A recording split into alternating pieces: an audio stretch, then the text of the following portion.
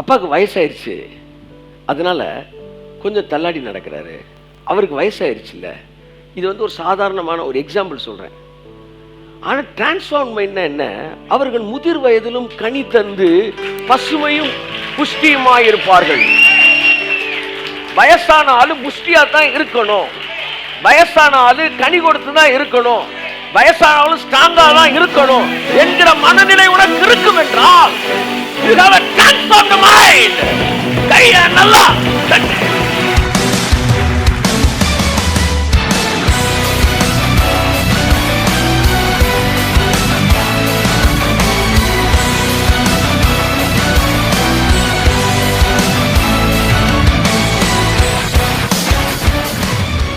கிறிஸ்தவர்களில் ரெண்டு குரூப்.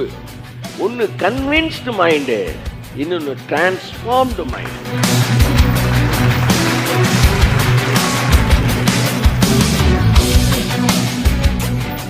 ஆனா transform mind என்ன? அவர்கள் முதிர் வயதிலும் கனி தந்து பசுமையும் புஷ்டியுமாயிருப்பார்கள். வயசான ஆளு புஷ்டியா தான் இருக்கணும், வயசான ஆளு கனி கொடுத்து தான் இருக்கணும், வயசானாலும் ஸ்ட்ராங்கா தான் இருக்கணும் என்கிற மனநிலை உனக்கு இருக்கும் என்றால் you have a transformed mind. கையை நல்லா.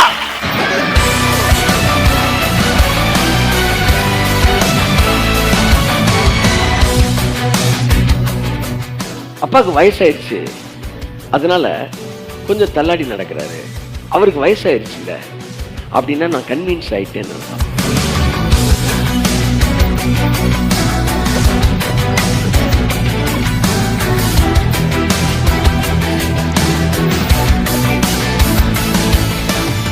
இந்த உலகம் சொல்லுகிற ஒவ்வொரு வார்த்தையும் என்ன கன்வின்ஸ் பண்ணுது, ஆனா வேதம் சொல்லுகிற ஒவ்வொரு வார்த்தையும் என்ன டிரான்ஸ்ஃபார்ம் பண்ணுது.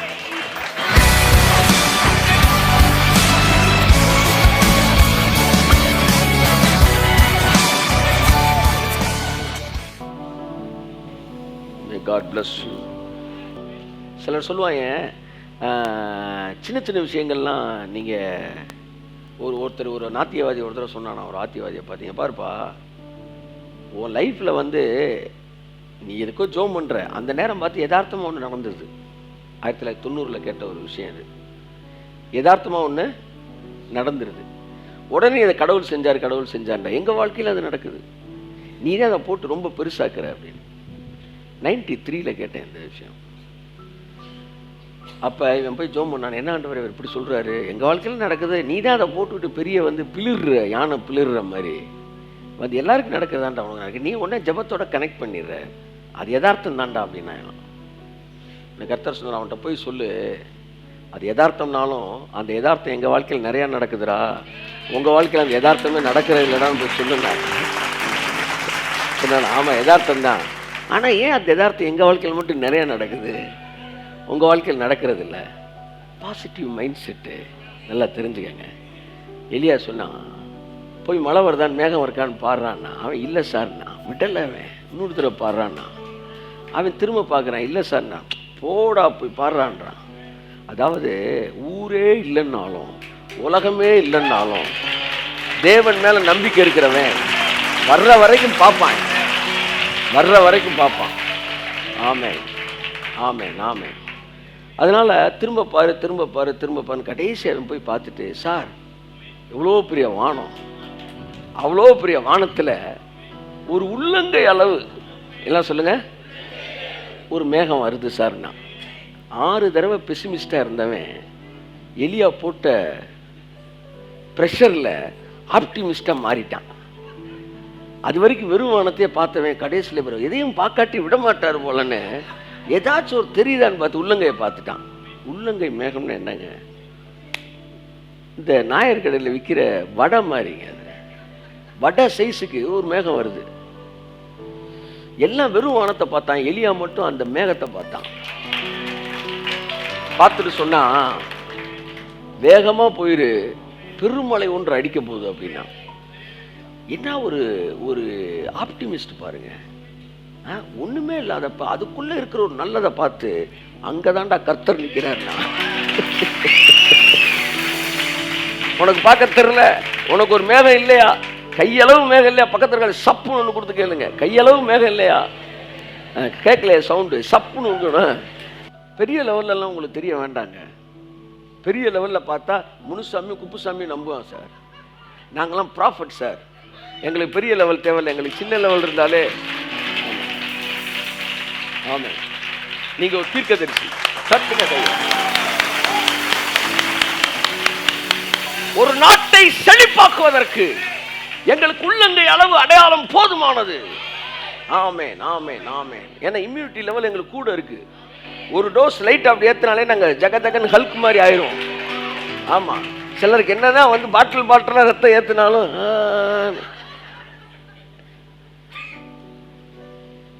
என் அன்புக்குரியவர்களே, அந்த உள்ளங்கை அளவு மேகம் அடையாளம் அவனுக்கு அவனுடைய விசுவாசத்தை வர்த்திப்பதற்கு போதுமானதாக இருந்தது. அதை கொண்டு அப்படியே கன்வெர்ட் பண்ணி அப்படியே ஒரு தேசத்துக்கு மலையை அள்ளி தட்டிட்டான். நான் சொல்றேன், உனக்கு மேல ஒரு உள்ளங்கை மேகம் நிக்குது, இப்பவும் நிக்குது. இயேசுவின் நாமத்துல நிக்குது நிக்குது நிக்குது நிக்குது. அந்த மேகத்துக்கு நன்றி சொல்லு, நன்றி சொல்லு, நன்றி சொல்லு, நன்றி சொல்லு, நன்றி சொல்லு. ஓ ரபாலா சாந்துனே மேனா ஹதாரா பாலா சாந்துரே பலபதி அங்கரா பலபதுரா பலா. உள்ளங்கை மேகம் இல்லாதவர்கள் யாருமே கிடையாது. வாழ்க்கையில் ஒரு துளி அளவு கூட உங்கள் வாழ்க்கையில் ஒரு பாசிட்டிவ் விஷயம் தெரியல. அதை நோக்கி நீங்கள் பார்க்கும்போது நான் சொல்கிறேன், உங்கள் எல்லை எங்கும் மழை பொழியும், உங்கள் எல்லை எங்கும் ஆசீர்வாதம் இறங்கும். ஆகவே அன்புக்குரியவர்களே, தயவு செய்து முறுமுறுக்காதிருங்கள். இஸ்ரவேல் ஜனங்கள் செய்த மிகப்பெரிய பாவங்களில் ஒன்று முறுமுறுப்பு. இஸ்ரவேல் ஜனங்கள் செய்த பெரிய பாவங்களில் ஒன்று முறுமுறுப்பு. வேசித்தனம், விபச்சாரம், கொலை, களவு எல்லாவற்றை விட ஒரு பெரிய மோசமான பாவம் முறுமுறுப்பு. ஏனென்றால் முறுமுறுப்பு என்பது அவிசுவாசத்தின் விளைவாய் வருகிறது. இஸ்ரவேல் ஜனங்கள் முறுமுறுத்தார்கள். முறுமுறுக்கிறவர்கள் எல்லாம் தேவ பிள்ளைகளோடு கலந்தே இருப்பாங்களாம். பாருங்க, கலந்து இருப்பாங்களாம். ஏன்னா அப்போதான் கூட இருக்கிறவங்களாம் முறுமுறுக்க வைக்க முடியும்னு. என் அன்புக்குரியவர்களே, முறுமுறுப்புன்றது நீங்கள் சுடுற முறுக்கில் தான் இருக்கணும், வாயில் என்ன செய்யக்கூடாது. ஆமாம், அது என்னென்ன சவுக்குன்னு இருக்கு, அது ஒன்றும் வழங்க மாட்டேங்குது, முறுமுறுன்னு இருக்க மாட்டேன், வாய் மட்டும் முறுமுறு. உசுரோடு இருக்கிறீங்களே, ஆமாம், இவ்வளோ பண்ணியிருக்கிறார்ல, இனிமேல் பண்ண மாட்டாரா தேவன்? ஆமாம், டி மேஜர் தானேப்பா, டி மேஜர் கொடுப்பான். அதனால வந்து தேவன் மாறாதவர். நேற்று பார்த்தோம், எவ்வளவு வேணும் கொஞ்சம் கூட போய் சொல்ல மாட்டாராம். அதாவது அவருடைய ஸ்டேட்மெண்ட்ல எந்த ஓரத்துலையுமே பொய் இருக்காராம். அப்படி உண்மை பேசுகிறவராம். ஆமேன். அதனால வந்து நீங்கள் எதை குறித்தும் கவலைப்படாதீங்க. கர்த்தர் பெரிய காரியங்களை செய்வார் உங்கள் வாழ்க்கையில். இந்த மாதத்திலும் கூட 12வது மாதம். 12 என்றால் ஹெவன்லி கிங்டம், அதாவது பரலோகத்தின் அரசாங்கத்தின் நம்பர் வந்து 12. கை தட்டுங்க. Amen amen. ஹெவன்லி கிங்டம் 10ன்ற நம்பரு எர்த்லி கிங்டம். 10 ராஜாக்கள் அப்படி பைபிள் வரும்போது எழும்பி நின்றார்கள். அதுதான் உலகத்தில் இருக்கிற அரசாங்கத்துடைய கணக்கு 10. கடைசி நாட்களில் 10 அரசாங்கம், 10 ராஜாக்கள் எழும்பு. இப்போ 10 நாடுகள் சேர்ந்து ஒரு காயினை வெளியிட்டிருக்கிறாங்க இல்லை, யூரோவா, அந்த மாதிரி. 10 வந்து connected with earthly kingdom, 12 is connected with heavenly kingdom. 12னா ராஜ்யம் வந்துருச்சு அப்படின்னு அர்த்தம். கை தட்டுங்க. நான் கேட்பேன், 12 வந்துருச்சுன்னா அப்படின்னு நீங்க சொல்லணும், ராஜ்யம் வந்துருச்சு, கையை தட்டு. 12 வந்துருச்சுன்னா சொல்லுங்க, ராஜ்யம் வந்துருச்சு அப்படின்னு அர்த்தம். 12 கோத்திரத்தை கர்த்தர் தெரிந்து கொண்டார். எதற்காக? இந்த பூமியிலே ஆபிரகாமின் சந்ததியை பெருக வைப்பதற்கு. 12 அப்போஸ்தலர்களை இயேசு தெரிந்து கொண்டார். எதற்காக? தன்னுடைய ராஜ்யத்தை பூமியிலே ஸ்தாபிப்பதற்கு. 12 வாசல்களை நியூ ஜெருசலேம்ல வச்சாரு. Heavenly kingdom. 12 சிங்காசனங்கள் எங்க இருக்கு? பரலோகத்திலே அமர்ந்திருப்பார்கள். தன்னுடைய சீசர்களை பத்தி அவர் சொல்றாரு. 12 கூடை நிறையாக அப்பத்தை ஃபினான்சியலில் வந்து ஃபைனான்ஸ் ஏரியாவில் காட்ஸ் கிங்டம் உள்ள என்ட்ரு ஆகுது இந்த மாதம். 12 கூட நிறைய எடுக்கிற அளவுக்கு ஃபினான்ஸ் காட்ஸ் கிங்டம், சூப்பர் நேச்சுரலில் காட்ஸ் கிங்டம். என் அன்புக்குரியவர்களே, 12 எங்கெல்லாம் வருதோ அதுதான் காட்ஸ் நம்பர், காட்ஸ் கிங்டம். ஆமேன், தேவனுடைய ராஜ்யம். ஸோ அதனால் 12க்குள்ளே நாங்கள் நுழைஞ்சிருக்கிறதுனால தேவனுடைய ராஜ்யம் நமக்குள்ளாக வந்திருக்கிறதை இந்த மாதத்திலே கர்த்தர் இன்னும் அதிகமாய் உறுதிப்படுத்தத்தக்க அற்புதங்களை நம்முடைய வாழ்க்கையிலே செய்வாராக. கர்த்தருடைய ஆவியான மாதந்தோறும் பாருங்கள் வாக்குத்தத்தங்களை கொடுக்குறோம், பேசுகிறோம். தினந்தோறும் வாக்குத்தத்தத்தை கூட கொடுக்கலான்ற ஒரு பிளானில் டிவியில் பேசுகிறதுக்காக வேலைகள்லாம் செய்து கொண்டு இருக்கிறோம். என் அன்புக்குரியவர்களே, வாக்குத்தத்தங்கள் நம்முடைய மைண்டை ஏற்கனவே சொன்ன மாதிரி டியூன் பண்ணுது, செட் பண்ணுது. எல்லாரும் என்ன பாருங்க, வாக்குத்தத்தங்கள் என்னுடைய எண்ணத்தை டியூன் பண்ணுது. தேவையில்லாத விஷயங்களை நோக்கி என் எண்ணங்கள் சிதறாதபடிக்கு வாக்குத்தத்தத்தை நான் கேட்பதினாலே என் எண்ணங்கள் அந்த வாக்குத்தத்தத்தோடு ஒரு புள்ளியிலே ஒருமுகப்படுத்தப்படுகிறது. அதுதான் ஃபஸ்ட்டு பிளெஸ்ஸிங். வாக்குத்தத்தத்தை பெறதுக்கான பிளெஸ்ஸிங் என்னென்னா, உங்கள் மைண்டு ஃபோக்கஸ் ஆகுது, உங்கள் மைண்டு டியூன் ஆகுது, உங்கள் மைண்டு கனெக்ட் ஆகுது. ஓகே, அதனால் தேவையில்லாத சத்தம் உள்ளே வராமல் இருக்குது. வாக்குத்தத்தம் பெற்றவன் ஒரு மாதத்துக்குள்ளே கடந்து செல்கிறதுக்கும் வாக்குத்தத்தத்தை பெறாமல் ஒருத்தர் மாதத்தில் கடந்து செல்கிறவனுக்கும் நிறைய வித்தியாசம் இருக்குது. இல்லை பைபிளில் இருக்க எல்லாமே எங்களுக்கு தான் சொந்தம், அதனால் எதையுமே நாங்கள் யோசிக்கிறது இல்லை என்பதல்ல, எல்லாமே சொந்தம் தான். ஆமே, என்கிட்ட 4 கார் இருக்குது அப்படின்னு வச்சுக்குவோம். நாளைக்கு இருக்கும், அது வேறு விஷயம். 4 காரை எடுத்துகிட்டு நான் வெளியே வர முடியாது, இல்லை நான் ஒரு காரில் வர முடியும். வாக்குத்தத்தங்கள் எல்லாம் எனக்கு ஆமன் என்றும் இருக்கிறது. அப்போ இந்த மாதத்துக்கு நான் வாக்குத்தத்தை பேசும்போது என் மைண்ட் அதில் கனெக்ட் ஆகுது, என்கேஜ் ஆகிடுது. அதனால் வேறு சத்தம் வர்றதில்லை. Devil tries convincing my mind, but God is transforming my mind. பிசாசு உங்கள் மைண்டை கன்வின்ஸ் பண்ண பார்க்குறான், ஆனால் தேவனும் உங்கள் மைண்டை டிரான்ஸ்ஃபார்ம் பண்ணுறாரு. ஒரு விஷயத்தை நீங்கள் நல்லா புரிஞ்சுக்கணும். இந்த உலகத்தில் இருக்கிற சத்தங்கள் எல்லாம் உங்களை இந்த உலகத்துக்கு ஏற்றாறு போல கன்வின்ஸ் பண்ண பார்க்குது. ஆனால் தேவனுடைய சத்தியம் எல்லாம் உங்களுடைய மனசை தேவனுக்கு ஏற்ற மாதிரி டிரான்ஸ்ஃபார்ம் பண்ண பார்க்குது. உங்களில் 2 பேர் தான் இருக்கிறீங்க. இந்த ஒரு 400 பேர் இருக்கீங்கன்னா இதில் 2 குரூப் தான் இருக்கீங்க. ஒன்று கன்வின்ஸ்டு மைண்டு, இன்னொன்று டிரான்ஸ்ஃபார்ம்டு மைண்டு. கையத்தட்டு. ஆமாம், இந்த வருஷத்தில் நீங்கள் கேட்ட மிக முக்கியமான சத்தியங்களில் இந்த சத்தியத்தை சேர்த்துக்காங்க. கிறிஸ்தவர்களில் 2 குரூப்பு. ஒன்று கன்வின்ஸ்டு மைண்டு, இன்னொன்று டிரான்ஸ்ஃபார்ம்டு மைண்டு. எல்லாம் சொல்லுங்கள், convinced mind, transformed mind. Convinced மைண்டுனா இந்த பூமியில் இருக்கிற மக்கள் என்ன பேசுகிறார்களோ அதற்கேற்ற மாதிரியே கன்வின்ஸ் ஆகிடுறது. அவன் ஜபிப்பான், பைபிள் வாசிப்பான், பைபிள் இருக்கிறதுலாம் அவனுக்கு தெரியாது, பேசுகிற பேச்செல்லாம் கன்வின்ஸ்டாகவே இருக்கும். வயசாயிட்டார்ல சார், அதனால் கொஞ்சம் தள்ளாட்டமாக இருக்குது. இது ஒரு சாதாரண வார்த்தை தானே. அப்படின்னா நான் கன்வின்ஸ் ஆகிட்டேன்னு அர்த்தம். வயசாயிடுச்சுல, அதனால் அவருக்கு நடக்க முடியல. இது தப்பே கிடையாது. நம்ம எல்லாருமே 100% பேர் இதை பேசுகிறோம், 99 பேர் பேசுகிறோம்.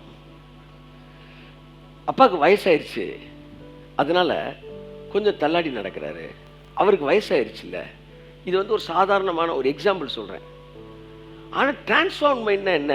அவர்கள் முதிர் வயதிலும் கனி தந்து பசுமையும் புஷ்டியுமாயிருப்பார்கள்.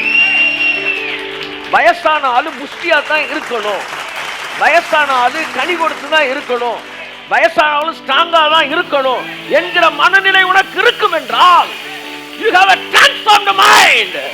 கைய நல்லா இந்த உலகம் சொல்லுகிற ஒவ்வொரு வார்த்தைக்கும் எதிராக வேதம் பேசுகிறது. இந்த உலகம் சொல்லுகிற ஒவ்வொரு வார்த்தையும் என்ன கன்வின்ஸ் பண்ணுது, ஆனா வேதம் சொல்லுகிற ஒவ்வொரு வார்த்தையும் என்ன டிரான்ஸ்ஃபார்ம் பண்ணுது. Devil is convincing my mind by giving the worldly secular informations, but God is transforming my mind by giving Bible revelations and truths. அதனால தான் சர்ச்சுக்கு வரன்றது ரொம்ப முக்கியமானது. ஒரு வாரம் நீங்க வரலனா நீங்க உலகத்தோட இன்ஃபர்மேஷன்ல கன்வின்ஸ் ஆகுறீங்க, ஆனா ஒரு நாள் இங்க உட்காரும்போது தேவனுடைய வெளிப்பாடுகள்ல டிரான்ஸ்ஃபார்ம் ஆகுறீங்க. உங்கள் தகப்பனார்களையும் உங்கள் தாயானவர்கள் எவ்வளவு வயதானா இருந்தாலும் நீங்கள் என்ன சொல்லணும், அவங்களுக்கு வயசாயிருச்சு அதனால என்ற வார்த்தையை நீங்கள் பயன்படுத்த கூடாது. இன்று முதல் நான் சொல்லுகிறேன். ஆமாம், உங்கள் பெற்றோர்கள் வயதானவர்களாக இருந்தாலும் சொல்லுங்கள், அவர்கள் முதிர் வயதிலும் கனி தந்து பசுமையும் புஷ்டியும் சொல்லுங்களேன் இருப்பார்கள்.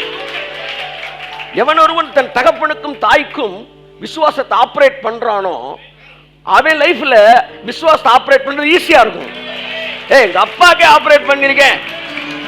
ஆமா, எங்க அப்பா 90 வயசுல இப்படி நடந்தாருன்னா நான் 100 வயசுல இப்படி நடந்துகிட்டு இருப்பேன். ஏன்னா நான் ஏற்கனவே ஆப்ரேட் பண்ணி பழகிட்டேன்.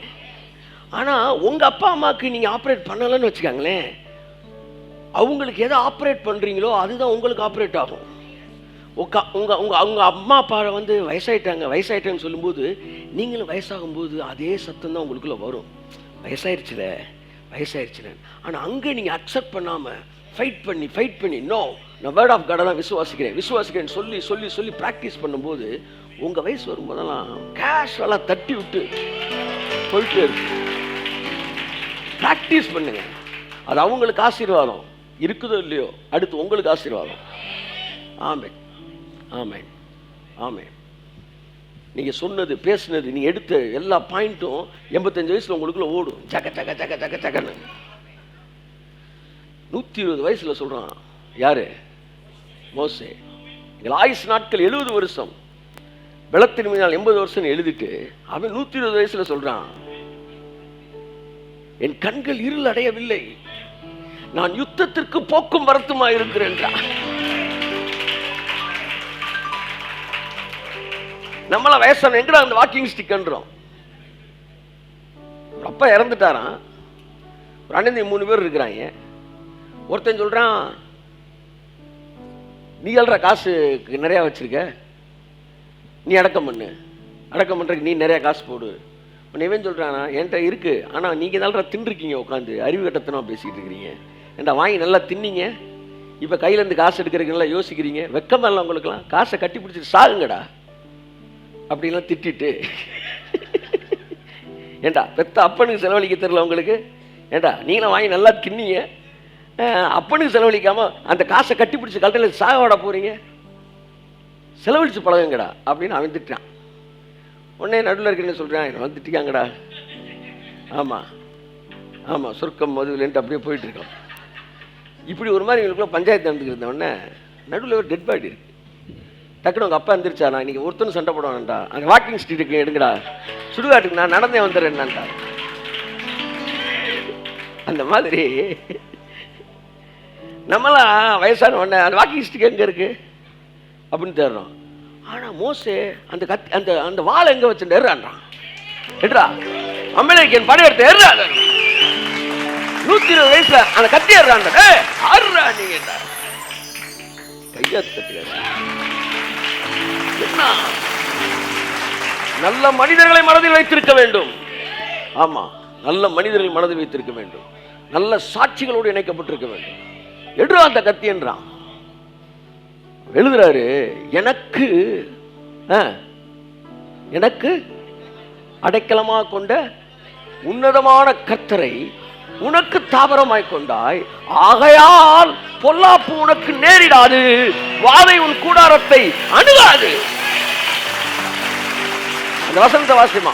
எனக்கு சங்கீதம் 91:9 எனக்கு அடைக்கலமாய் இருக்கிற உன்னதமான கர்த்தரை உனக்கு தாபரமாக கொண்டாய். 120 வயசு வரைக்கும் என்ன கத்தி எடுத்துட்டு ஓட வச்ச அதே கடவுளை தான் நீ கும்பிடுற. ஆமா சார், அப்ப கவலையப்படாத. ஆகையால் முக்கியமான வார்த்தை என்ன? Connecting word, conjunction. எது? ஆகையால் எனக்கு அடைக்கலமாய் இருக்கிற உன்னதமான கர்த்தரை தானே உனக்கு தாபரமாக கொண்டிருக்கிற. மோசே பார்த்து என் சாமியை தானே நீ கும்பிடுற? எல்லாம் பாருங்க, என்ன பாருங்க, அவன் கேட்குறவங்கள பார்த்து என் சாமியை தானே கும்பிடுற. அப்ப எனக்கு அடைக்கலமாய் இருக்கிற அந்த கர்த்தர் உனக்கு தாவரமாய் கொண்டிருக்கிற. ஆகையால் இனி கவலையே படாத. ஆகையால் பொல்லாப்பு உனக்கு, வாதை உன் கூடாரத்தை. கரங்களை தட்டி கர்த்தருக்கு நன்றி சொல்லு. This is what transformed mind. Transformed mind. உங்க மைண்ட் ஒன்று கன்வின்ஸ்டு மைண்டா இருக்கணும், இல்லை டிரான்ஸ்ஃபார்ம்டு மைண்டாக இருக்கணும். டிரான்ஸ்ஃபார்ம்டு மைண்டாக இருந்தால் இந்த உலகத்தில் நீங்கள் கன்வின்ஸ் ஆக மாட்டீங்க. அதுக்கு தான் வந்து அப்பப்போ தலையை தோட்டிட்டு போகணும். எங்கே வந்து? சர்ச்சில் வந்து. ரொம்ப முக்கியமானது. ஆமாம், தலையை தோட்டிட்டு போகணும். இல்லாட்டி உங்களை கன்வின்ஸ் பண்ணிடுவாங்க. கொஞ்சம் அசையாமல் உட்காந்தா எறும்பு கூட புத்து, கரையான் கூட புத்து கட்டிடும். ஆமாம், கொஞ்சம் அசையாமல் இருந்தீங்கன்னா கரையான் கூட பார்க்க ஒன்றும் அசையாமல் இருக்கானே புத்து கட்டிடும். அதனால் அடிக்கடி நீங்கள் you have to transform your mind by receiving the revelations of God. நான் முதிர் வயதிலும் சொல்லுங்க கனி தந்து பசுமையும் புஷ்டியுமாய் இருப்பேன். என்னுடைய பெற்றோர்கள் முதிர் வயதிலும் கனி தந்து பசுமையும் புஷ்டியுமாய் இருப்பார்கள். ஜெனரேஷன் எதிர்த்து நம்ம போராடிக்கிட்டு இருக்கிறோம். 4000 வருஷங்களா 6000 வருஷமா அந்த தேசத்தில் உலகத்தில் நடக்காத காரியங்கள் நடக்கும் இப்படி பேசிக்கிட்டு இருக்கிறோம். ஆமாம், தொடக்கத்தில் ஒன்றும் தெரியாத மாதிரி தெரியலாம், ஆனால் தெரிஞ்சு தான் ஆகணும். ஆமாம், வெளியே வந்து ஆகணும். வில்லியம் கூட எடுத்தோடனே போலீஸ் வெளியே வந்துரு, உன்னை சுற்றி போலீஸ் ரவுண்ட் அப் பண்ணிட்டு வராமல் தான் இருக்கிறான். அப்புறம் 4 சுடு சுட்ட உடனே என்ன செஞ்சிடறான்? வெளியே வந்துடும். வந்தால் சார் ஆகணும், வேறு வழியே இல்லை, வந்து தான் ஆகணும். எரிக்கோ கோட்டை பட்டணத்தின் மதில்கள் 7 நாள் சுற்றி வரப்பட்டு விழுந்து தான் ஆகணும். விசுவாசத்துக்கு முன்பாக மழை பெயரும் என்பதல்ல, மழை பெயர்ந்து தான் ஆக வேண்டும், பெயர்ந்து தான் ஆக வேண்டும். ஸோ ஆகவே அன்புக்குரியவர்களே, தேவனுடைய வார்த்தையை பெற்றுக்கொண்டு நீங்கள் உங்கள் வாழ்க்கையில் நிச்சயமாக பெரிய காரியங்கள். எதற்காக நம்மெல்லாம் போகிறோம்? வேத வசனம் வந்து நம்முடைய வாழ்க்கையில் மேனிஃபெஸ்ட் ஆகிற ஒரு காலத்துக்குள்ளே வந்திருக்கிறீங்க. எதிர்பாருங்க, மேனிஃபெஸ்டேஷன். ஆமேன், மேனிஃபெஸ்டேஷன், மேனிஃபெஸ்டேஷன், ஆமேன், மேனிஃபெஸ்டேஷன். ஸோ என் அன்புக்குரியவர்களே, ஸோ உங்கள் மைண்டு டிரான்ஸ்ஃபார்ம்டு மைண்டாக இருக்கட்டும். வார்த்தையினால் டிரான்ஸ்ஃபார்ம் ஆகணும். ஒவ்வொரு விஷயத்துக்கும் பைபிள் என்ன சொல்லுது அதுதான் டிரான்ஸ்ஃபார்ம் மைண்ட். இந்த உலகம் பயத்தில் ஆப்ரேட் ஆகிட்டுருக்கு. இந்த உலகம் எதில் ஆப்ரேட் ஆகிட்டுருக்கு? பயத்தில் ஆப்ரேட் ஆகிட்டுருக்கு. பயத்தை வச்சு தான் ஆப்ரேட் பண்ணுறான். ஆமாம், பேஷண்ட்டு எதை பார்த்து பயப்படுறான்? வியாதியை பார்த்து பயப்படுறான். வியாதி டாக்டரை பார்த்து பயப்படுறான். டாக்டர் பேஷண்ட்டை பார்த்து பயப்படுறான். இப்படி 3 பேரும் மாறி மாறி பயந்துக்கிட்டு இருக்கிறாங்க. டாக்டர் ஏன் பேஷண்ட்டை பார்த்து பயப்படுறாரு? ஆமாம், சுகமாயிருன்னு சொல்லிட்டோம்னா நாளைக்கு சுகமாகலாம் நீ கத்தி ஏற்றிட்டு வந்துட்டீங்கன்னா, இவங்க அதை பார்த்து பயப்படுறாங்க, அதை வேற பார்த்து பயப்படுறாங்க. இந்த வேர்ல்டு ஃபுல்லாக ஒரு பயத்திலே ஆப்ரேட் பண்ணிட்டு இருக்காங்க பிசாஸ். ஆனால் நாமும் பயத்தினால் ஆப்ரேட் பண்ணப்படுகிறவர்கள் அல்ல. ஆமென் சொல்லுங்க ஒரு தடவை. we are having transformed mind. அப்போ we have to be connected with the word which transforms us. உங்கள் எத்தனை பேர் வசனத்தோடு இணைக்கப்பட்டிருக்கிறீங்க? சொல்லுங்க. பஸ்ஸில் ஏறினீங்கன்னா மேலே ஒன்று தொங்குது இல்லை, கம்பி, அதை பிடிச்சிக்கோங்க. இல்லாட்டி பிரேக்கை போட்டான்னா கண்டக்டர் கையில் வைக்க சில்லறையை தட்டி விட்டுருவீங்க. அதுக்கு தெரியுது இல்லை, அந்த அறிவு இருக்குல்ல, அங்கே போனால் கம்பியை பிடிக்கணும், இங்கே வந்தால் வசனத்தை பிடி. அவன் பிரேக்கை போட்டால் நம்ம கும்புனா நாங்கள் வசனத்தில் இருக்கிறோமே. Be connected with the word of God. வசனத்தை பிடிக்காதனால ஒரு பிரேக் அடிச்சு டமால்னு அடிச்சு. ஆமாம், அன்னைக்கு ஒருத்தர் பின் சீட்டில் இருந்தவன் நான் பிரேக் அடித்த உடனே இங்கே வந்துட்டேன் கியர் போடுறதுக்கு. இல்லடா ஜபத்தருடா, நீ என்ன வசனத்தோடு இருந்தோம்னா, ஆமாம், நான் அதிகமாக அசைக்கப்படுவது இல்லை.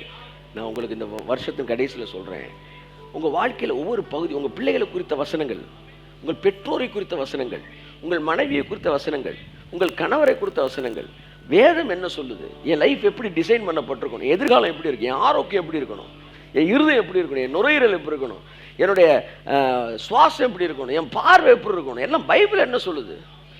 120 வயசில் கண் இருள் அடையவில்லை. நீ என்னடான்னா பைபிளை வாங்கின உடனே இப்படின்றாங்க. என்ன டைரக்டர் மாதிரி லாங் ஷாட் போயிட்டீங்க நீங்க. பரவாயில்ல, தப்பு இல்லை. ஆனால் என்ன செய்யணும்? மைண்டு டிரான்ஸ்ஃபார்ம் ஆகணும். இதை உங்களை குற்றம் சுமத்துவதற்கல்ல, உங்களுக்குள்ள இருக்க வைராக்கியத்தை உயர்த்துவதற்கு. அடுத்த ஒரு வருஷத்தில் உள்ள இருந்து குறைஞ்ச ஒரு 10 கண்ணாடி 20 கண்ணாடி கலரணும். 20 பேர் கண்ணாடியை கழட்டி வைக்கணும். அன்புக்குரியவர்களே, உங்களுக்கு எதிராக பலவிதமான காரியங்கள் தெரிந்தாலும் ஒன்று புரிந்து கொள்ளுங்கள், 12 என்ற எண் தேவனுடைய ராஜரீகத்தை குறிக்கிறது. 12 means God's kingdom. வாசிப்போம் ஏசாயா 52ஆம் அதிகாரம் 7ஆம் வசனம். சமாதானத்தை கூறி நற்காரியங்களை சுவிசேஷமாய் அறிவித்து ரட்சிப்பை பிரசித்தப்படுத்தி உன் தேவன் ராஜரிகம் பண்ணுகிறார் என்று சீயோனுக்கு சொல்லுகிற சுவிசேஷனுடைய பாதங்கள் மலைகளின் மேல் எவ்வளவு அழகாயிருக்கின்றன. இந்த வசனத்துக்காய் கரங்களை தட்டி கர்த்தருக்கு நன்றி சொல்லுவோம். கர்த்தருடைய ஆவியானவர் சொல்லுகிறார், உன் தேவன் ராஜரிகம் பண்ணுகிறார். ஆமென் சொல்லுங்க. ஆமென் ஆமென். 12னா God reigns, God rules. தேவன் ஆளுகை செய்கிறார். உங்க வாழ்க்கைய பிசாசு ஆளுகை செய்யல. நீங்க என்றைக்கு இயேசுவை சொந்த இரட்சகராய் ஏற்றுக்கொண்டீர்களோ அன்றைக்கே நீங்க அவருடைய ஆளுகைக்குள்ள வந்துட்டீங்க. நான் சொல்லவா, இந்த வார்த்தையை நீங்க அப்படியே உள்வாங்குற அந்த செகண்டே அந்த ஆளுகை மேனிஃபெஸ்டேஷனுக்குள்ள வருது. The moment you understand the ruling of God, it start being manifested. அச்சா, ஏன்னா நீங்க வீட்டில் போய் நடக்க போறதில்ல, இங்கேயே நான் சொல்றதை நீங்க புரியும் போது நடக்கக்கூடிய ஒரு காரியத்தை நான் பேசிட்டு இருக்கிறேன். ரொம்ப முக்கியமானது. The moment you understand God's ruling, it start being manifested. இது உங்கள் வாழ்க்கையில வெளிப்பட ஆரம்பிக்கிறது. எப்பொழுது நீங்கள் இதை புரிந்து கொள்கிற நேரம், நான் இயேசு கிறிஸ்துவை சொந்த இரட்சகராய் ஏற்றுக்கொண்டதினாலே, நான் ஏற்றுக்கொண்ட அந்த நிமிடம் முதற்கொண்டு அவருடைய ராஜ்யத்திற்குள்ளாக நான் கடந்து வந்து விட்டேன். இப்பொழுது நான் அவருடைய ராஜ்யத்திற்குள் இருக்கிறேன், அவருடைய கிங்டம்குள்ள நான் இருக்கிறேன். தேவன் ராஜரீகம் பண்ணுகிறார். பிசாசு என்னுடைய வாழ்க்கையை ராஜரீகம் பண்ண நீங்க தான் முடிக்கணும். பிசாசு ராஜ்யம் பண்ண, மனிதர்கள் ராஜ்யம் பண்ண, நல்லா கொஞ்சம் சத்தமா பேசலாமே, மனிதர்கள் ராஜ்யம் பண்ண. சில நேரம் சில விஷயங்களை ஸ்டேஜில் இருந்து பேசும்போது அதுக்கு நீங்கள் ரெஸ்பாண்ட் பண்ணாமல் இருக்கும்போது, ஒரு சிலருக்கு சொல்கிறேன், கொஞ்சம் அதிபுத்திசாலியில் ஒரு சிலர் சொல்கிறேன், அதாவது 2லேருந்து 5 மணி வரைக்கும் உங்களுக்கு ஆசீர்வாதம் தான் அப்படின்னு சொல்லிட்டு 2 மணிக்கு என்ன ஆசீர்வாதம், 3 மணிக்கு அதான் 2 to 5ன்னு சொல்லிட்டு இல்லைப்பா, அப்புறம் 3 மணி, அப்புறம் 4 மணி, அப்புறம் 5 மணி, ஒவ்வொன்றா நீ கேட்கணும், ஒவ்வொன்றா நான் சொல்லணுமான்னா சொல்லணும். ஏன்னா மேலே போட்டிருக்க முடிச்சு அப்படி முடிச்சு நீங்கள் சொல்ல தான் அந்த முடிச்சு என்ன செய்யும்? விசுவாசம் கேள்வியினால் வரும். நீங்கள் பேசும்போது உங்கள் காது அதை கேட்குமா? ஜஸ்டின் பிரபாவர் சொல்கிறார், நீங்கள் பேசும்போது அதான் வாய்க்கிலே முணுன்னு என்ன செய்யக்கூடாது? பேசக்கூடாது. நீங்கள் பேசுகிறத உங்கள் காது கேட்கணும். அப்போ நீங்கள் பேசுகிற உங்கள் காது கேட்டு நீங்கள் பேசுகிறத கேட்குறதுனால விசுவாசம் அந்த கேள்வினால உங்களுக்குள்ள வருமா? அதனால தான் ஒரு வசனத்தை 2 தடவை விசுவாசமே இல்லாமல் நீ சொன்னீன்னா 3ஆவது தடவை அந்த வசனத்து மேலே உனக்கு விசுவாசம் வந்துடும். கையெழுத்து. ஆமாம், இந்த வருஷத்தில் முக்கியமான ரெவலேஷன் இதையும் சேர்த்துக்காங்க. ஆமாம், இந்த முக்கியமான பாயிண்டெல்லாம் பஞ்சிங்காக எழுதுப்பான்னு ஒருத்தர உட்கார வச்சா அவர் ஒரு 20 பக்கத்துக்கு எழுதி கொடுக்குறாரு. 20 பக்கத்துக்கு என்ன தீசிஸே சப்மிட் பண்ணிட்டேன், முக்கியமான பாயிண்ட்னே, எல்லாமே முக்கியமான பாயிண்ட்னே, எதனே நான் விரதிட்டேன்.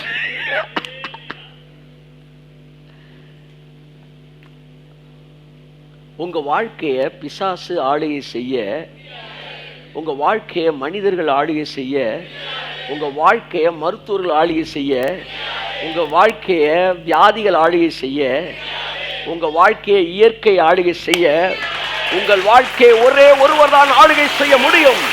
தேவன் ராஜரீகம் பண்ணுகிறார். தேவன் ராஜரீகம் பண்ணுகிறார். உன் கர்த்தர் ராஜரீகம் பண்ணுகிறார். உன் கர்த்தர் ராஜரீகம் பண்ணுகிறார். உன் கர்த்தர் ராஜரீகம் பண்ணுகிறார். சகரா பலா பலா பலா பதிரமே.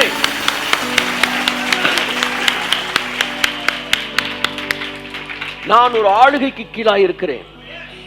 சர்வ வல்லவருடைய ஆளுகை கீழாக இருக்கிறீர்கள். இங்க பாருங்க, இதை நீங்க அக்செப்ட் பண்ணாதான், அதை புரிந்து கொள்ளும் போது தான் அந்த மேனிஃபெஸ்டேஷன் வரும்.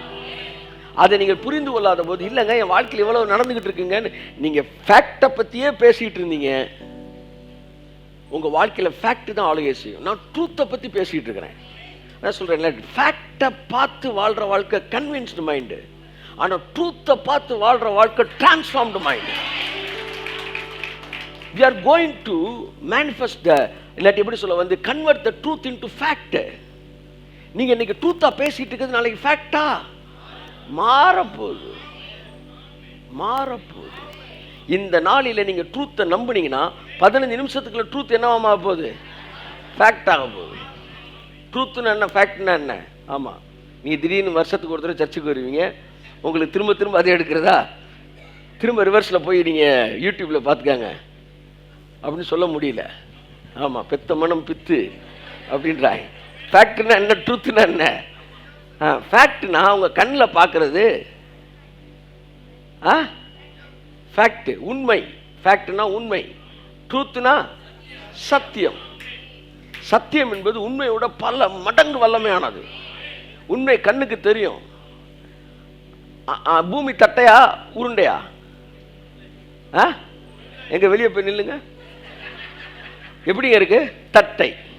பூமி தட்டை என்பது ஃபேக்ட், ஆனா உருண்டை என்பது ட்ரூத். ஆமென். அப்போ ஓரத்தில் இருக்கலாம் வலிக்கு விழுந்துட மாட்டானா என்கிற கேணத்தனமான கேள்விகள் நமக்கு வரும். ஆனாலும் பூமி உருண்டை என்பதுதான் ட்ரூத்து. புரியுதா? பூமி உருண்டைன்னு சொல்லி ஓரத்தில் இருக்க வலிக்கு விழுந்துட மாட்டானா? அந்த கேள்விக்கு உனக்கு பதில் தரல, ஆனால் உருண்டை நீ நம்புற.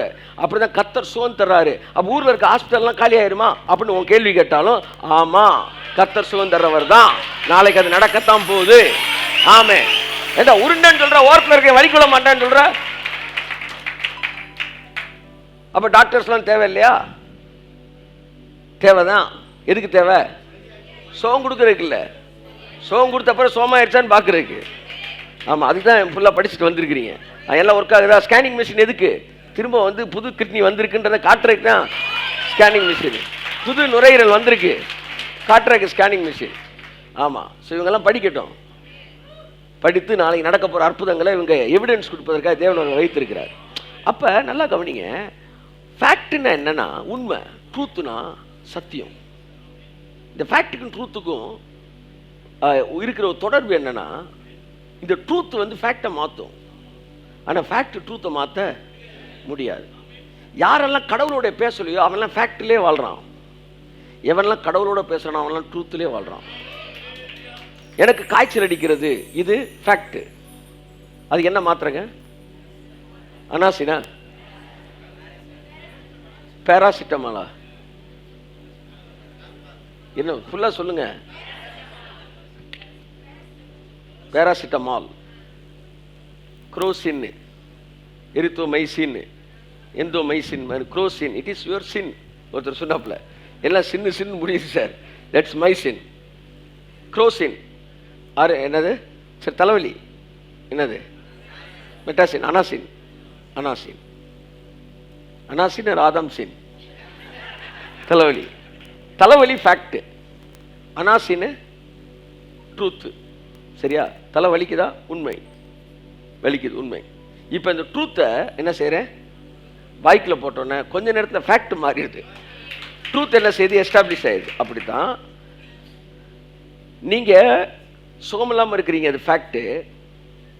அதிலே வாழ்கிற ஒரு குரூப் இருக்குது, அது கன்வின்ஸ்டு மைண்டு. ஆனால் அவர் தழும்புகளால் நாங்கள் சுகமானோம், அவர் தழும்புகளால் நாங்கள் சுகமானோம்.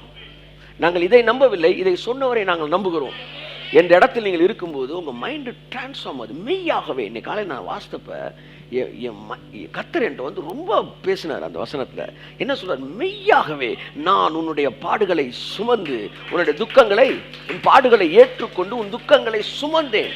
அதனால் நீ வந்து பாடுகளோட துக்கத்தோட வாழ வேண்டிய அவசியம் இல்லடா. இப்ப நீ எந்த விஷயத்துக்காக பாடுபட வேண்டிய அவசியம் இல்லை, எந்த விஷயத்துக்காக இப்ப நீ துக்கத்தோட அமர்ந்திருக்க வேண்டிய அவசியம் இல்லை. உண்மைக்கே நான் சிலுவையில உன் துக்கத்தை நான் சுமந்து தீர்த்துட்டேன். மெய்யாகவே மெய்யாகவே மெய்யாகவே. ஆகையால் என்னை சுற்றி இருக்கிற எதற்கும் நான் கவலைப்பட வேண்டிய அவசியம், தட்டுங்க சார் கைய, ஆமென், கவலைப்பட வேண்டிய அவசியம் இல்லை. ஏனென்றால் மெய்யாகவே அவர் சுமந்து தீர்த்திருக்கிறார். இவைகள் எல்லாவற்றையும் அவர் சுமந்து தீர்த்துட்டார். அதற்கான சொல்யூஷனை முடிச்சு தீர்த்துட்டார். என் வேலை என்னன்னா, கர்த்தர் ராஜரீகம் பண்ணுகிறார். அதனால என் வேலை என்னன்னா, நான் இளைப்பாறும்படிக்கு கர்த்தரை அழைத்திருக்கிறார். நீங்கள் அமைதியாக இருக்கும்போது காரியங்கள் பாசிட்டிவாக நடக்க ஆரம்பிக்கும். ஏனென்றால் ஒன்றை புரிந்து கொள்ளுங்கள், நீங்கள் தேவனுடைய ராஜரீகத்துக்குள் இருக்கிறீர்கள். நம்பர் 1, நீங்கள் பிசாசின் ராஜ்யத்திற்குள் இல்லை. ஆகவே நிறைய பிசாசை பற்றி பேசுகிறத நீங்கள் இனிமேல் என்ன செஞ்சிடணும்? குறைச்சிடணும். ஆமாம், அந்த தெருமுக்கில் நின்றுக்கிட்டு இருந்தான், என்ன இந்த பிசாசுன்னு வந்து ரோமியோ பிசாசாக இருக்கும் போல் அங்கங்கே ஸ்ட்ரீட் கார்னரில் நிற்கிது, வந்து டீ கடையில் நின்றுக்கிட்டு இருந்தான். என் அன்புக்குரியவர்களே, டெவில் கான்சியஸ் சபைகளில் நிறையா பேசப்பட்டது. பிசாசு என்ன செய்கிறான்? டிமோனாலஜி. இதுக்கு என்ன லாஜி பேர்? தியாலஜியை படுறேன்னா என்ன லாஜி படிச்சிட்டான்? ஆமாம்,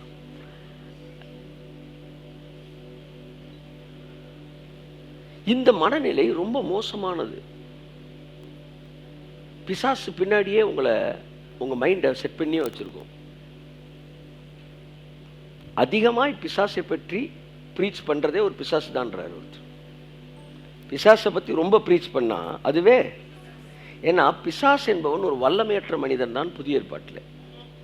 ஒரு ரப்பர் பாம்பும், ஒரு ஊழியக்கார் சொல்கிறார், ஒரு ரப்பர் பாம்பு. ஆனால் நீ அதை வந்து பேசி நீ தான் அதுக்கு தேவையில்லாத உயிரை கொடுக்குற மாதிரி பேசிகிட்டு இருக்கிற. பைபிள் புதிய ஏற்பாட்டில் பிசாசை பற்றி பேசும்போதெல்லாம் சிலுவைக்கு அப்புறம் பிசாசின் தந்திரங்கள் அப்படின்னு தான் பேசுது. பிசாசின் வல்லமைன்னு ஒன்றே இல்லை. பவர் இருக்கிறவன் பவரை காட்டுவான், பவர் இல்லாதவன் தந்திரத்தை தான் காட்ட முடியும். ஸோ தந்திரங்கள் நாம் அறியாதவைகள் அல்ல. மற்றவர்களை மன்னிக்காத போது பவுல் சொல்கிறாரு, பிசாசோட தந்திரம் அது. ஏதான் சபைக்கு விரோதமாக ஒருத்தன் பாவம் பண்ணியிருக்கிறான், அவனை தூக்குங்கடான்ட்டாரு. அடுத்த சாப்டரில் திரும்ப சொல்கிறாரு, 2வது என்னது நிருபத்தில், அவனை மன்னிச்சிருங்கப்பா, ஏன்னா பிசாசோட தந்திரம் நமக்கு தெரியாது கிடையாது. அவன் நம்மள்கிட்டே அந்த நம்ம மன்னிக்காமல் இருந்தோம்னா நம்ம அந்த தந்திரத்துக்கு பலியாயிட்டோம்னு அர்த்தம். அவன் மன்னிக்காமல் நீங்கள் இருந்து கடவுள் சொல்கிறாரு, பைபிள் சொல்லுதுன்னு என்ன சொன்னாலுமே அது ஒரு பிசாசோட தந்திரத்தில் இருக்கிறீங்க. நீங்கள் மன்னிப்பது மட்டும்தான் தேவனுடைய ஞானம் அந்த இடத்துக்கு கலந்துவார்கள். ஸோ நான் கொஞ்ச நேரம் தான் இன்றைக்கி நான் பேச போகிறேன். கடந்த சில நாட்கள்லாம் ரொம்ப வந்து முழு நீள படம்லாம் பார்த்து இதாகிட்டேன். நான் ஒன்றுமே கொஞ்சம் கட் ஷாட் பண்ணுன்ற ஒரு இது உறுதியோடு இருக்கிறேன். இன்றைக்கி கம்யூனியன் வேறு இருக்குது. ஸோ என்னுடைய வாழ்க்கை வந்து பிசாசுடைய ஆளுகைக்குள்ளாக இல்லை இல்லை. இனி துஷ்டன் உன் வழியாய் வருவது இல்லை. துரைத்தனங்களையும் அதிகாரங்களையும் அவர் உறிந்து கொண்டு வெளியரங்க கோலமாக்கி சிலுவையிலே அவைகள் மீது வெற்றி சிறந்தார் என்கிற வார்த்தை உண்மை என்றால், இனி என் வாழ்க்கையில் ஒரு தலை முடியை கூட பிசாசினால் என்னிடத்திலிருந்து பிடுங்க முடியாது என்கிற வார்த்தையை நான் நம்புகிறேன். இயேசு நாமத்தில். இனி என்னுடைய வாழ்க்கையில் என் தலையிலிருந்து விழுந்த முடிய கூட அவனால் தொட முடியாது. ஏனென்றால் கொலோசியர் சொல்லப்பட்ட வார்த்தை உண்மை என்று நான் விசுவாசிக்கிறேன். அது ட்ரூத். துரைத்தனங்களை அதிகாரங்களை உரிந்து கொண்டு வெளியரங்க கோலமாக்கி சிலுவையிலே அவைகள் வெற்றி சிறந்தார். ஆகவே பிசாசு உங்கள் வீட்டுக்கு முன்னாடி நிற்கிறான், பின் வீட்டு வாசல் பக்கம் நிற்கிறான் என்கிற வார்த்தைகள் எல்லாம் பொய்யானது. ஆமாம், இயேசு நாமத்தில் அவைகள், அந்த எண்ணங்கள், அந்த வார்த்தைகள் செயலிழந்து போவதாக. ஏனென்றால் உங்கள் தேவன் ராஜரீகம் பண்ணுகிறார். பிசாசு வேலை பார்க்குறான்னு சொன்னீங்கன்னா அல்டிமேட்டாக நீங்கள் என்ன சொல்கிறீங்கன்னா, தேவன் சரியாக ராஜரீகம் பண்ணலை அப்படின்னு நீங்கள் சொல்கிறீங்க. ஒன்று அது உண்மையாக இருந்தது பொய்யா இருக்கணும், இது உண்மையாக இருந்தது பொய்யா இருக்கணும். ஸோ இன்றிலிருந்து காட் கான்சியஸ்குள்ளே வாங்க. ஒவ்வொரு செயலுக்கு பின்னாடியும் தேவன் என்ன செய்கிறார், அப்படியே பாருங்கள். பிசாசு என்ன செய்கிறான்? அந்த பெந்தேகோஸ்தேக்காரன் தான், அந்த பெந்தேகோஸ்து பெருமாட்டிகள் தான் நிறையா வந்து என்ன சொல்றதுன்னா, பிசாசு அப்படி பண்ணிட்டான் போது. ஒரு நாளைக்கு அவன் சொல்கிறான், உங்களை பற்றி 4 தடவை தான் சார் பேசுகிறாங்க, நம்மளை பற்றி 400 தடவை பேசுகிறாங்க சார். ஆனால் டெவில் கான்சியஸ் மைண்ட் செட்டு இது வந்து ஒரு சாதாரண சிரிக்கிற விஷயமா இருந்தாலும் நம்முடைய வாழ்க்கையில் கொஞ்சம் கொஞ்சமாக அவனுடைய பயத்துக்கு நம்மளை ஆளாக்குகிறது. இது சபையிலே போதிக்கப்படுகிறது. ஆனால் பிசாஸ் என்பவன் அவன் வல்லமை அற்றவன், இனி விருத்த சேதனம் இல்லாதவனும் அசுத்தனும் உன் வழியாகவே வருவது இல்லை. அதனால் இனிமேல் உங்களுக்கும் பிசாசுக்கும் எந்த ஏரியாலையும் நீங்கள் அவனை பார்க்கறதுக்கு வாய்ப்பே, அப்படிதான் பைபிள் சொல்லுது, பிசாசை நீங்கள் பார்க்கறதுக்கு வாய்ப்பு இல்லை. ஆகையால் பிசாசை பார்க்க விரும்புகிறவர்கள் இவருடைய ஆசை நிறைவேறாது. ஏன்னா அவன் உங்கள் வழியாகவே வர மாட்டான். நீ 8வது வழியாக போனீங்கன்னா அவன் 7வது வழியாக போயிடறான். நீங்கள் 7வது வரான்னு நினச்சிட்டு அவனை பார்க்கறதுக்கு நீ 7வதுக்கு போனாலும் அவன் 6வது வழியாக வெளியே போயிடறான். சொல்லுங்க, சாகுற வரைக்கும் எனக்கு பிசாசை பார்க்கக்கூடிய அந்த துர்பாக்கியமே இல்லாமல் போயிடுச்சு. ஒருவேளை வருத்தமாக இருந்தாலும் கர்த்தருக்கு ஸ்தோத்திரம், அவனை பார்க்காம தான் என் வாழ்க்கை என்ன செய்ய போகுது, கடந்து போக போகுது. இனி துஷ்டன் என் உன் பிள்ளைகளை தொட முடியாது, உன் குடும்பத்தோட எல்லாம் வெளியேறுது வெளியேறுது வெளியேறுது வெளியேறுது வெளியேறுது. The moment you understand the truth start overruling the fact.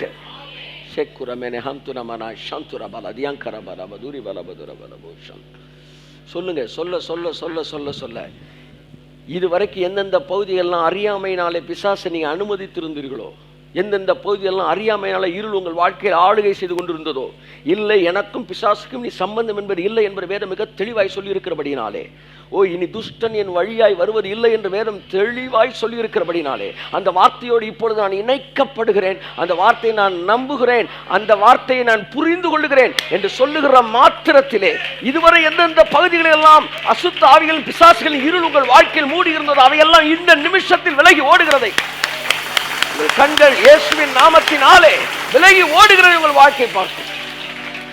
S Lord, yes Lord, yes Lord, yes Lord, yes Lord. இந்த மன்னிங்க ஆண்டவரே, நிறைய பகுதியில் பிசாசு வேலை பார்க்குறான்னு நினைச்சு நான் பேசுனதெல்லாம் மன்னிங்க. ஆமாம். சில நேரம் நீங்க ரொம்ப ரேரா பிசாசை பற்றி பேசுறீங்கன்னா அது ஒரு பெரிய தப்பு கிடையாது. ரொம்ப ரேரா பைபிளில் சில இடங்களில் பிசாசை பற்றி பேசுறாங்க. தேவையான இடத்துல மற்றவங்க வாழ்க்கையில் அவன் கிரியை செய்கிற பார்த்து பிசாசுகளை துரத்துங்கள் என்பது மற்றவருடைய வாழ்க்கையில், இயேசு அறியாத வாழ்க்கையில், அல்ல இயேசு ஏற்றுக்கொண்டு புரியாமல் வாழ்ந்துக்கிட்டு இருக்கிற சத்தியத்தை அறியாத வாழ்க்கையில், அங்கெல்லாம் நீங்கள் பிசாசு துரத்தும் போதும் பிசாசுடைய கிரியைகளை நீங்கள் காண்பிக்கும் போது பேசுவது தவறல்ல. அப்படி பேசிட்டீங்கன்னா ஐயோ பிசாசை பற்றி பேசிட்டேன் அப்படி அதனால இனிமேல் நீ பெரிய தப்பு பண்ணிட்ட அப்படின்னா அதுவே ஒரு பிசாசு. நீ அது மாதிரி புரிஞ்சுக்கணும். பிசாசு பேசக்கூடாது, இவரே பிசாசு பற்றி பேசிட்டாரு அப்படின்னா அது ஒரு பிசாசு. நீங்கள் எல்லாத்தையுமே இக்னோர் பண்ணிக்கிட்டே இருக்கணும். The more you ignore others' mistakes and your mistakes, இந்த பூமியில் நீங்கள் விடுதலையாக வாழ்வீங்க. முதலாவது நீங்கள் மன்னிக்க கற்றுக்கொள்ள வேண்டும். யாரை? உங்களை மன்னிக்க கற்றுக்கொள்ள வேண்டும். உங்களை நீங்கள் எவ்வளோ மன்னிக்கிறீங்களோ அவ்வளோ விடுதலையான ஒரு வாழ்க்கைக்குள் வாழ்வீர்கள். ஸோ நீங்கள் பிசாசுடைய ஆளுகைக்குள்ளே இல்லை. அப்போ யாருடைய ஆளுகையில் இருக்கிறீங்க? மனிதனுடைய ஆளுகையிலும் இயற்கையின் ஆளுகையிலும் கூட நீங்கள் என்னவா இல்லை, அடிமையாக இல்லை. ஏனென்றால் உங்கள் வாழ்க்கை தேவன் ராஜரிகம் பண்ணுகிற இடத்தில் இருக்கிறது. உங்கள் ஃபைனான்ஸை தேவன் ராஜரிகம் பண்ணுறார். எப்பெல்லாம் இந்த வல்லமை உங்கள் வாழ்க்கையில் கட்டவிழ்க்கப்படும்னா எப்போ நீங்கள் அவர் தான் ஆளுகை செய்கிறாரு. பைபிள் வசனம் பொய் சொல்லவே சொல்லாது. என் மனசு பொய் சொல்லலாம், என் உணர்ச்சி பொய் சொல்லலாம், சூழ்நிலை பொய் சொல்லலாம், ஆனால் தேவன் பொய் சொல்ல மாட்டார். என்னால் உணர முடியல, ஆனால் என் உணர்ச்சியை நான் நம்பலை, ஆனால் வார்த்தையை நான் நம்புகிறேன். அதில் ஒன்று எழுதியிருக்கு, என் தேவன் ராஜரீகம் பண்ணுகிறார். சார், இதை நம்பிட்டு நீங்கள் சும்மா இருந்தால் போதுமா? இதை நம்பிட்டு நீங்கள் ஜெபிக்க வேண்டாமா? இதை நம்பிட்டு நீங்கள் ஃபாஸ்ட் பண்ணி இதை நம்பிட்டு சும்மா இருந்துட்டீங்கன்னா அப்போ பிசாசு வரும்போது நீங்கள் ஃபாஸ்ட் பண்ணி ஜெபிச்சு துரத்த வேண்டாமா? என் அன்புக்குரிய நன்றாக புரிந்து கொள்ளுங்கள். ஜெபம், உபவாசம், இந்த காரியங்கள் எல்லாமே உங்கள் விசுவாசத்தை தூக்குவதற்காகத்தான், விசுவாசத்தை உயிர்ப்பிப்பதற்காகத்தான். சரியா? அப்போ திரும்ப நீங்கள் எங்கே தான் வரணும்? விசுவாசத்துக்கு இந்த விசுவாசத்து மூலமாக தான் அந்த ஆளுகையை கட்டவிழ்க்கணும். அதைத்தான் நான் சொல்ல, எடுத்தோடனே அந்த ஆளுகை செய்கிறான்ற விசுவாசத்தில் இருக்கும்போது உன்னை சுற்றி தேவனுடைய ஆளுகை மட்டும்தான் நடக்கும். புரியுதா உங்களுக்கு? நீங்கள் நேராக ஃபெய்த்துக்கு தான் வரீங்க. பாருங்க, ஒரு இடத்துல சொல்கிறாரு, உங்கள் அவிசுவாசத்தினால்தான் இந்த பிசாசு போக மாட்டேங்குது அப்படின்றார். இன்னொரு இடத்துல சொல்கிறாரு, ஜெபத்தால் உபவாசத்தினாலுமே அன்றி இந்த பிசாசு போகாதுன்றார். இப்போ எது உண்மை? ரெண்டையும் சேர்த்து பாருங்க, உண்மை தெரியும். என்ன உண்மை? உன் அவிசுவாசம் தான்பா, அதனால தான் இந்த பிசாசு போல. இப்போ ஜெபிக்கணும், உபவாசிக்க ஜெபமும் உபவாசமும் நீ பண்ணியிருந்தா, உனக்கு விசுவாசம் இல்லாதுன்னா இவைகளை பண்ணும்போது உனக்கு விசுவாசம் என்ன செய்கிறது? கடந்து வருகிறது. ஏனென்றால் நீ ஜெபிக்கும் போது தேவனுடைய வார்த்தையை கேட்கிறாய். When you are in prayer, you are hearing the voice of God. You are hearing the spoken word. புரியுதா? ஜெபத்தில் அதுதான் நடக்குது. அவர் சொன்னதை நீங்கள் கேட்டோன்னு உங்களுக்குள்ள விசுவாசம் வளருதில்ல, அந்த பிசாசு வெளியே போகுது. ஸோ அல்டிமேட்டாக நீங்கள் ஃபெய்த்துக்கு தான் வரீங்க. ஸோ வேர்ட் ஆஃப் காடை நீங்கள் தேவனுடைய மனுஷன் பேசும்போது கேட்பீர்கள் என்றால் அங்கே விசுவாசம் உங்களுக்கு வளருகிறது. இப்போ என்ன நடக்குதுன்னா, இந்த ஃபெய்த்து தேவன் ராஜரீகம் பண்ணுறாரு அப்படின்னு நீங்கள் அதை புரிஞ்சுக்கிட்டீங்களே, இனிமே என் வாழ்க்கையில் அவரால் மட்டும்தான் காரியம் நடக்குது அப்படின்னு நினைச்ச உடனே அது மேனிஃபெஸ்ட் ஆக ஆரம்பிச்சது. வேற எதுவும் செய்ய வேண்டாமா சார்னா, நீங்க செய்யணும்னு ஒன்று இருக்கு பார்த்தீங்களா, அது இதுதான். எது?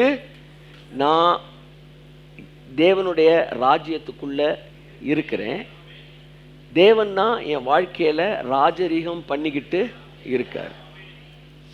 வேற யார் என்ன பேசினாலும் தேவன் அதுக்கு மேலே ராஜரீகம் பண்ணிட்டு இருக்காரு. அதை மட்டும் நீங்கள் பார்த்துக்கிட்டே இருங்க. கொஞ்ச நாளில் பாருங்களேன், உங்களை சுற்றி இருக்கிற எதிர்மறையானதெல்லாம் நேர்மறையாக மாறி அப்படியே உங்கள் வாழ்க்கை அப்படியே 100% ஒரு பெர்ஃபெக்ஷனில் போகிறத நீங்கள் பார்க்க ஆரம்பிக்க முடியும். நீங்கள் எங்கே வந்து உபவாசம் அது எதுன்னு சுற்றினாலும் கடைசி ஒரு இடத்துக்கு வந்தாகணும். என்னென்னா, வார்த்தை உண்மை உள்ளது, அந்த வார்த்தை தான் என் வாழ்க்கையில் வேலை செய்கிறது என்கிற இடம். ஆகவே அன்புக்குரியவர்களே, உங்கள் இருதயம் அந்த வார்த்தையோடு இணைக்கப்பட்டிருக்கட்டும். இயேசு கிறிஸ்துட்ட வந்து கேட்டாங்க, தேவனுக்கேற்ற கிரியைகளை செய்வதற்கு நாங்கள் என்ன செய்ய வேண்டும் அப்படின்னு கேட்டாங்க. ஏன்னா மனிதர்கள் ஏதாவது செய்யணும், செஞ்சாதான் தான் வாழ்க்கை விடுதலைன்னு நினைக்கிறான். அப்போ இயேசு சொன்னார், அவர் அனுப்பினவரை விசுவாசிப்பதே நீங்கள் செய்கிற கிரியைனார். யோவான் 6ஆம் அதிகாரம். இங்கே பாருங்க, ஏதாவது ஒரு கிரியை நீங்கள் செய்யணும்னு விரும்புனீங்கன்னா, உங்கள் வாழ்க்கையில் விடுதலை வேண்டும் என்பதற்காக, உங்கள் வாழ்க்கை ஆசீர்வாதம் வேண்டும் என்பதற்காக, உங்கள் வாழ்க்கையில் எல்லாமே நல்லா நடக்கணுன்றதுக்காக ஏதாச்சும் ஒரு கிரியை செய்யணும் விரும்புனீங்கன்னா, அந்த கிரியை என்ன கிரியாக இருக்க வேண்டும் என்று இயேசு சொல்கிறார். 6:28 வாசிப்போம். அப்பொழுது அவர்கள் அவரை நோக்கி, தேவனுக்கேற்ற கிரியைகளை நடப்பிக்கும்படி நாங்கள் என்ன செய்ய வேண்டும் என்றார்கள். பார்த்தீங்களா, மக்கள் தங்கள் வாழ்க்கையில ஏதாவது செய்ய வேண்டும் என்று விரும்புகிறார்கள். அப்ப தேவனுக்கேற்ற கிரியை செய்ய நான் என்ன செய்ய வேண்டும் கேட்டப்ப, இங்க பாருங்க, பைபிள் எவ்வளோ நல்ல விஷயங்கள் இருக்கு. அது எதையுமே கடவுள் பேசல பாருங்க. ஜெபம் பண்ணு, உபவாசம் பண்ணு, காலையில் 5 மணிக்கு எந்திரி, வந்து கடுங்காப்பி குடி, மேரி பிஸ்கட் சாப்பிடு, மாரி பிஸ்கட், என்ன எதுவுமே சொல்லலை. அவர் என்ன சொல்றாரு, என்ன செய்ய வேண்டும் கேட்டதுக்கு என்ன சொல்றாரு? இயேசு அவர்களுக்கு பிரதியுத்தரமாக, அவர் அனுப்பினவரை நீங்கள் விசுவாசிப்பதே தேவனுக்கேற்ற கிரியையா இருக்கிறது என்றார். அவர் அனுப்பினவரை, யாரு அனுப்பினவர்? யாரு? இயேசு, கர்த்தராகிய இயேசு கிறிஸ்து. அவர் சிலுவையில் செஞ்சு முடிச்சிட்டாரு உங்களுக்காக. பிதாவல்ல, அவர் அனுப்பினவரை. அவரை சிலுவையில் அவர் எனக்காக மரணத்தை உத்தரித்தது நிமித்தம், இனி மெய்யாகவே என்னுடைய பாடுகளை அவர் ஏற்றுக்கொண்டதினால், இனி நான் இந்த வாழ்க்கையில பாடு என்கிற ஒன்றை அனுபவிக்க வேண்டிய அவசியம் வாழ்க்கையில இல்லை என்று நான் விசுவாசிப்பதே தேவனுடைய கிரியையா இருக்கிறது. விசுவாசிப்ப அப்படின்னு என்ன அர்த்தம்? இயேசு என்ன சொன்னார்? திரும்ப வாசிமா. அவர் அனுப்பினவரை, சத்தமாசிமா. நான் வாசிக்கிறேன். இயேசு அவர்களுக்கு பிரதியுத்தரமாக, அவர் அனுப்பினவரை நீங்கள் விசுவாசிப்பதே தேவனுக்கேற்ற கிரியையா இருக்கிறது. கோடு எங்க போடணும்? நீங்க தே என்கிற இடத்துல போடணும். அப்படின்னா இதுக்கு மேல வேற கிரிய, கையத்தட்டு கையத்தட்டு கையத்தட்டு கையத்தட்டு. கிறிஸ்தவ வாழ்க்கையில் வேறொரு கிரியை இல்லை, ஒரே ஒரு கிரியை, தேவனுக்கேற்ற கிரியை. அது அவர் அனுப்பினவரை விசுவாசிப்பதே. அவர் அனுப்பினவரை விசுவாசிப்பதே. அப்போ உங்க வாழ்க்கையில இப்பவும் நான் கேட்கிறேன், ஏதோ ஒரு பிரச்சனையோட நீங்க உட்கார்ந்துருக்கீங்கன்னா, இந்த பிரச்சனை தீர்வதற்கு நீங்கள் செய்ய வேண்டிய கிரியை என்ன? விசுவாசிப்பது என்பது யூதர்கள் செஞ்சது, தேவனை விசுவாசித்தாங்க. ஆனா நம்ம யாரை விசுவாசிக்கிறோம்? அவர் அனுப்பினவரை. ரெண்டுக்கு என்ன வித்தியாசம்?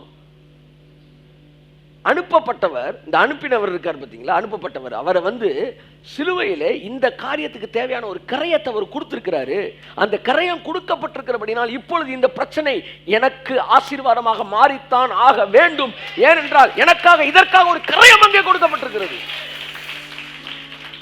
உங்க வாழ்க்கையில எல்லா பிரச்சனையும் கொண்டு வந்து சிலுவையில கனெக்ட் பண்ணணும். சிலுவையில இதற்காக என்ன செய்து முடிக்கப்பட்டு இருக்கிறது. அவர் அனுப்பினவரை விசுவாசிப்பதே தேவனுடைய கிரியை. அதனால பைபிள் சொல்ல, நீங்கள் அமர்ந்திருந்து நானே கர்த்தர் என்பதை அறிந்து கொள்ளுங்கள். உங்கள் வாழ்க்கையில கர்த்தர் சொல்றாரு, அற்ப காரியங்கள் முதலாய் உங்களால் செய்யக்கூடாது இருக்க நீங்கள் கவலைப்படுகிறது என்ன? உன்னால என்ன செய்ய முடியும்? உன்னால ஏன் இவ்வளவு நீ துள்ற? ஏன் நீ இவ்வளவு வந்து கதற? உன்னால என்ன செய்ய முடியும்? என்னால ஒன்றும் செய்ய முடியும். அப்ப அமைதியாரு. நான் கர்த்தர் என்பதை நீ அறிந்து கொள்ள வேண்டுமானால் நீ அமர்ந்திருப்பதை தவிர வேறு ஒரு பொசிஷனே இல்லை. உங்கள் வாழ்க்கையில் தேவனை நீங்கள் வெளிப்படுறத பார்க்கணுமா அப்படின்னா, ஒரு கரையம் இந்த பிரச்சனைக்காக கொடுக்கப்பட்டிருக்கு. அந்த கரையம் நீதியுள்ள ஒரு கரையம். அந்த கரையத்தின் மகிமையை இந்த பிரச்சனையில் வெளிப்படுகிறத நான் பார்க்காம நான் இந்த இடத்த விட்டு நகல போகிறது இல்லை. நான் அந்த கரையை என்ன செய்து நான் பார்க்க போகிறேன்னு சொல்லி நீங்கள் அமரும்போது கர்த்தருடைய மகிமை வெளிப்பட ஆரம்பிக்கும்.